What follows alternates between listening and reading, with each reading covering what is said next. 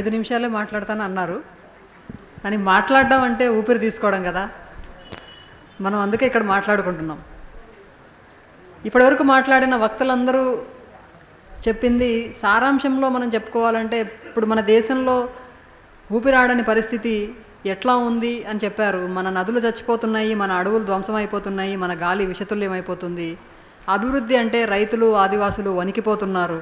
సంస్కృతి అంటే మహిళలు దళితులు మైనారిటీలు భయపడుతున్నారు. ఇట్లాంటి ఊపిరాడని స్థితిలో మనం ఇక్కడ ఊపిరి తీసుకుంటున్నాం. కానీ మన ఊపిరి సుందర విజ్ఞాన కేంద్రానికి మాత్రమే పరిమితమైపోకూడదు. అప్పుడు మనం వెంటిలేటర్ మీదకి చేరినట్లు అవుతాం. సారీ టు సే, సుందర విజ్ఞాన కేంద్రం మూసేస్తే ఈ వెంటిలేటర్ పోతుందేమో బహుశా. మనం వీలైనంత మాట్లాడాలి. ఊపిరాడే పరిస్థితి రావాలి అని అంటే ఇక్కడ మాత్రమే కాదు, మనకుండే ఆయుధం మన నోరొక్కటే. వాడికి చాలా ఆయుధాలు ఉన్నాయి. కానీ మనం ఎంతమందిని కలుస్తామో అంతమందితో మాట్లాడదాము, అంతమందితో చర్చలు చేద్దాము.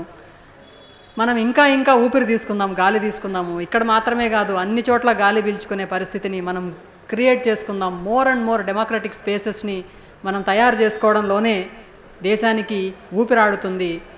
వాడు 144 సెక్షన్ పెడతాడనో 30 యాక్ట్ పెడతాడనో లేదా పర్మిషన్లు తీసుకొని సభలు పెట్టుకొని రాజ్యం నిర్దేశించిన ప్రాంతాలకే పరిమితం అయిపోకుండా ఏదో ఒక సందర్భంలో ఏదో ఒక విధంగా మనము ఈ సంఖ్యలను బద్దలు చేయాల్సిన అవసరం ఉంది. మనం అనేక వేదికల్ని సృష్టించుకోవాల్సిన అవసరం ఉంది. ఎంతోమందితో ఎన్నో సమూహాల మధ్య చర్చలు జరపాల్సిన అవసరం ఉంది. అన్ని చోట్ల మనం గాలి పీల్చుకోగలిగినప్పుడే దేశానికి నిజంగా ఊపిరాడుతుంది. ఈ సెషన్ని ఇంతటితో ముగిస్తూ